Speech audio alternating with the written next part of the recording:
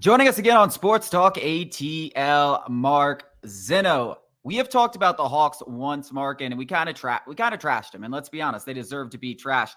It looked like they had no hope. We talked about a total rebuild. I think I know where you're going to go with this, but somehow they get this glimmer of hope, this glimmer of luck, and land the number one overall pick. Last time we talked, you said full rebuild. Are you still on that full rebuild train? Yeah. I mean, listen, to quote George Costanza, I don't want hope. Hope is killing me. Because I don't know. Look, put it in this context. Let's just say you keep everybody currently as is, and you can afford to keep, they're going to go on a luxury tax. Are you one great player away from being what? What are you one great player away from being? The fourth best team in the East? Third? Like, so if that's the best you're going to aspire to, you're not anything in the NBA.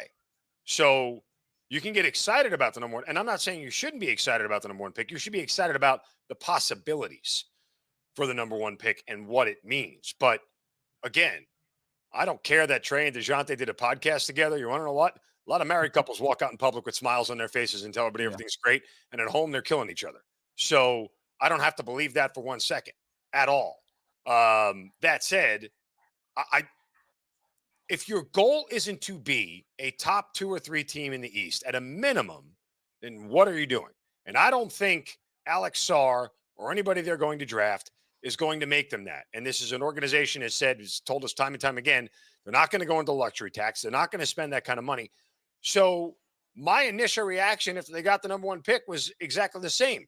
Trade it along with Trey for a haul of picks.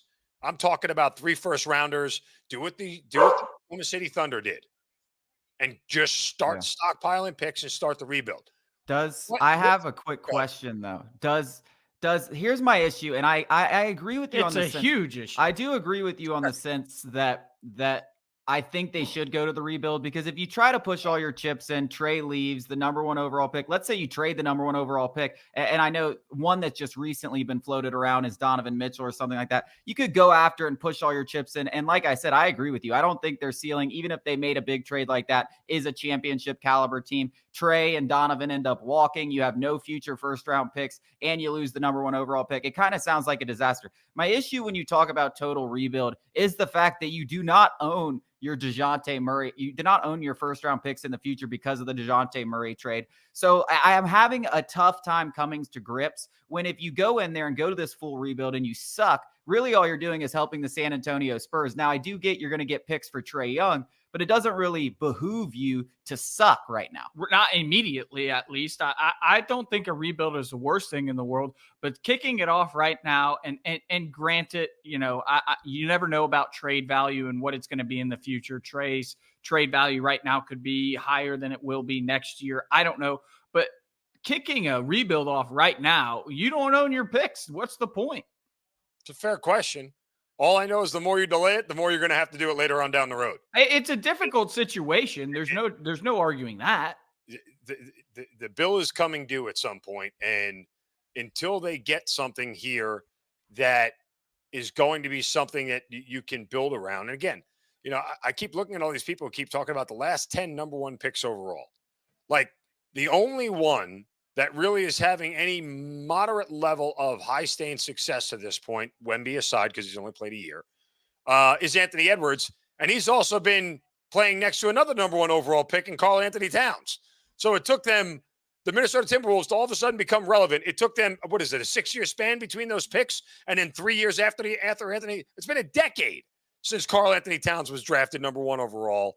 And now they're finally relevant, right? So I don't know what you're hoping to do. Like, this is a league that is built on superstars, period. You have to have one of those if you want to be competitive and legitimate. I mean, again, do the Cleveland Cavaliers have one of Donovan Mitchell? Yes. Look what's happened to them. They've been able to actually win a playoff series. Do the New York Knicks get one of Jalen Brunson? Yes. Look what's happened to them. Do the Hawks have one of Trae Young? Yes, they were able to win a playoff series, but everything has been regressing since that moment. So Something has to change. You can't just run this back again and expect different results. I think that goes without saying. I actually told Chase this yesterday that I think it's more likely that they run it back with Dejounte Murray, Trae Young, and whatever that number 1 overall pick becomes, whether it's SAR or a player, whatever it might be, than a full-fledged rebuild. I truly do believe that, and it has nothing to do with my beliefs. It has everything to do with who is in charge of the Atlanta Hawks. And I think, I mean, it's very clear. They don't have the guts, even if that is the right move, a total rebuild, they don't have the guts to do that. And I do think Trae Young's only 25 years old. Like, you want to talk about somebody that you could build around? A 25-year-old is somebody that you could still build around. Did they miss the first time? Yes. That doesn't mean you give up, because Trae Young is a generational type player. He's the best player this franchise has had since Dominique Wilkins. You don't just, hit the reset button. You give it one more shot, and then if it doesn't work and you get screwed, I'd rather be like, we got screwed and watch him walk out the door than, be like, damn, what if? I hate that. To me, it's like Dejounte Murray has to go. He has to. To me, I don't think this is that simple. Like, you don't own your picks. A total rebuild is going to be difficult. You probably want to try to convince Trae Young to trade, especially since, at least from what rumors say, and, rumors can be rumors, the trade value isn't like what the Donovan Mitchell fetched from the Utah Jazz. You're not going to get that much for Trae Young, and you probably shouldn't based on what's happened. I understand why teams aren't necessarily as interested. To me, this is kind of a simple thing. Like, maybe you ship off the number 1 pick and you trade it for another star or something like that. But Dejounte Murray's got to go. And I've seen things about Dejounte Murray swap with Brandon Ingram. Like, that seems intriguing to me. But having these 2 ball dominant guards that are both good players, like, it just doesn't, the fit was wonky when it happened. We all knew it. I don't think we expected it to be as bad as it was going to be, but it's been terrible. I mean, they're bad when they're on the floor together. They're good when they're not on the floor together, and they're bad when they are. It just, like, it's not that, to me, it's not that hard. Okay. I don't disagree with what you're saying, but let's just look at a couple of data points here that would indicate more that Trae is the guy that needs to go. And look around the league right now. If you just start looking at the NBA currently within the last, 2 or 3 seasons, and where they are and who does what, right? Now, we just talked about the Cleveland Cavaliers and Donovan Mitchell.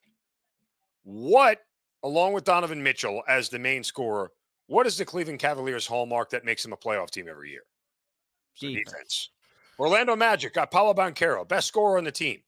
What do they do better than everybody else? Defense. And you say the same thing about the Wolves. Miami Heat have Jimmy Butler. They don't really have anybody else. What made them a playoff team? Defense. When are the Hawks better? With Trae on the floor or off the floor? When are they better defensively? With Trae off the floor. They're a better defensive team with Dejounte Murray. So if I'm going to use those data points that are pretty valid, and by the way, the Oklahoma City Thunder, a young team, you know what they do outside of shoot the 3 really well? Play defense. Minnesota Timberwolves, you know what they do? Play defense. Hi, the Phoenix Suns, you know what they don't do well? Don't play defense. Sacramento Kings, don't play defense, right? Like, that's why they're out of the playoffs. So you can keep going with this mantra here that, hey, we're going to build around Trae, and fine. I'm not saying all the things you said about Trae aren't true. What I'm telling you here is that if you want to take the first step towards becoming relevant, you got to start playing some level of defense, and the Hawks do none of it. And when Trae is on the floor, they do not become a better defensive team. They're actually one of the worst defensive teams in the NBA. There's no arguing that point. What is easier to do, though? What is easier to do? To build up a defense around Trae Young, or get that difference maker, that it factor that you do need in the postseason? Yes, you might need defense, but you need a guy in crunch time who is not afraid of the spotlight. Trae Young has shown you that he is capable of doing so. Dejounte Murray may also be capable, but he hasn't had the opportunity to show that.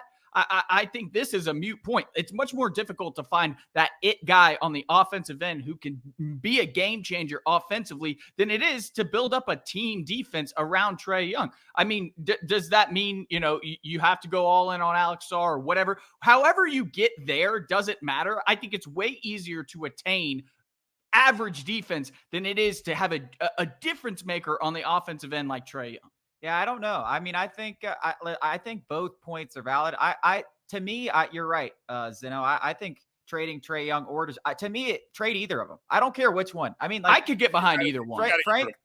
Frankly, I don't care which one you trade. I think a lot of it is determined by what kind of offers you get for each one. Like, if you get a hell of an offer for Trae Young and you want to build around Dejounte Murray, that's fine. If you don't get that offer, you want to build around Trae Young, and then you trade Dejounte Murray. Maybe you get your picks back from the Spurs. I don't know what it's going to be, but yeah, like to me, it's just like trade one of them. Like this is not that complicated. My issue is, and I'm pretty scared, is like, yes, like Alex said, like there's a good chance that they're like, oh, dude, I really think Quinn could figure it out in year 3. Like, no, it's not happening. What you're saying here is what this all boils down to in one simple question. Regardless of what the move is, and whether you think it's crazy to trade the number 1 pick or not, whether it's crazy to trade Trae, regardless of whatever the move may be, it all falls under the simple umbrella of one question. Do you trust this front office to do it right? And the short answer to that is no.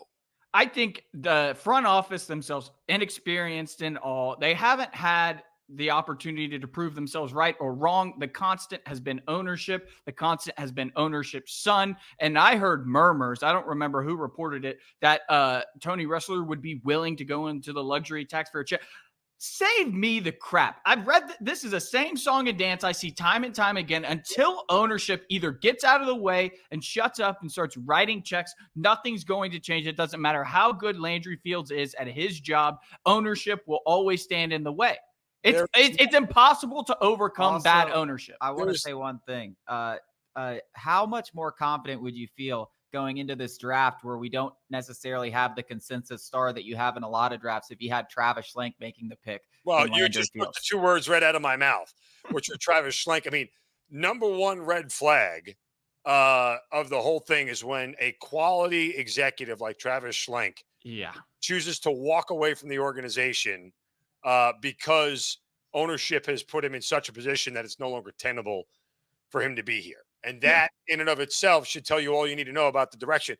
I'd hate to sound pessimistic. I know people think that I am, but you love it. You love it. Let's before you start, you love it. Go ahead. There's no viable, go back to the word data point. There's no viable data point here for me to believe that this organization is going to be anything other than a mess. Like I don't have any semblance of belief. I've seen one good season under Mike Budenholzer. I've seen one good season under Nate McMillan. Other than that, for a decade I've lived in this town, I've seen nothing but mediocrity and pissocrity from the Atlanta. It's been 20 years. Yeah. I mean, I think 2007, 2008, it all began when we made the 8th seed and everyone was excited. We go on to make 10 straight postseason appearances. Only the one being the one with Mike Budenholzer that you mentioned. We did make the Eastern Conference Finals. It looked like we were finally turning the corner, and then it all goes to crap because of that guy and that ownership running Travis Schlenk out of town. And there's a reason why they're back in this mess again. After the break, we are going to talk about the Atlanta Falcons schedule. It is out. We're going to discuss it.